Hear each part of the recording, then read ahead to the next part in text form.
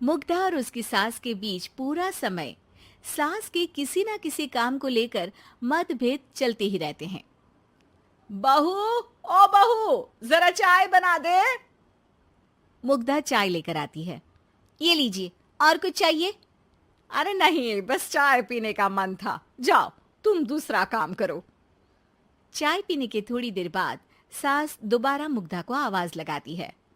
अरे बहू रे, आओ बहू, जरा हलवा तो बना दे, मीठा खाने को मन हो रहा है।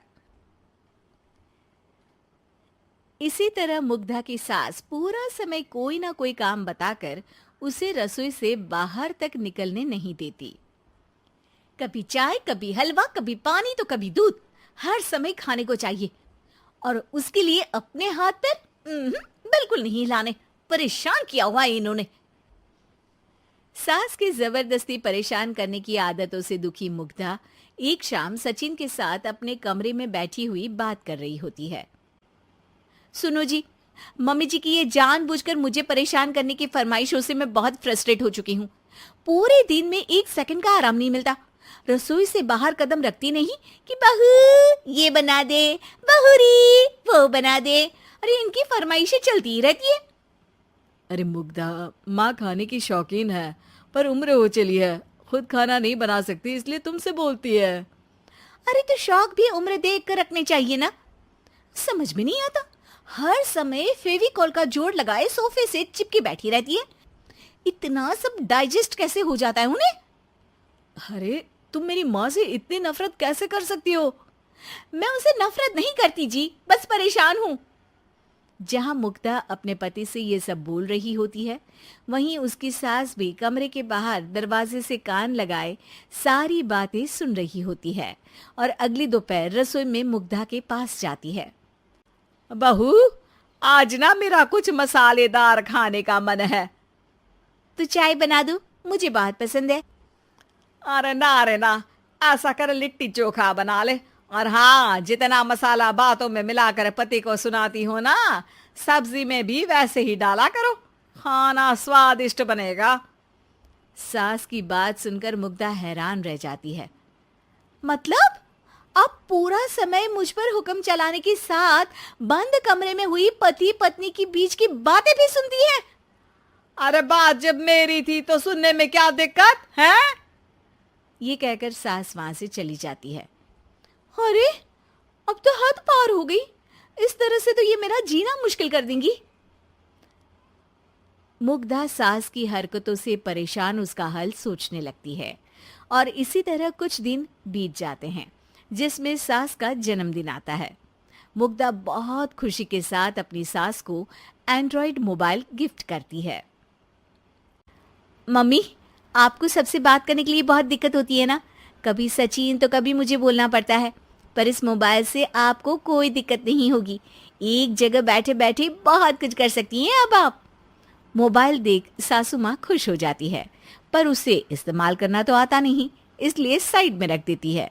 जिसे देख मुग्धा घर का सारा काम छोड़ मोबाइल सेट कर सास को इस्तेमाल करना सिखाने लगती है, जिसके बाद अब सास पूरा समय मोबाइल में ही लगी रहती है।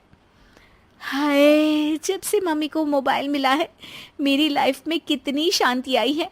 अच्छा है, इसी तरह बिजी रहे तो मैं भी सुकून की जिंदगी जी पाऊंगी।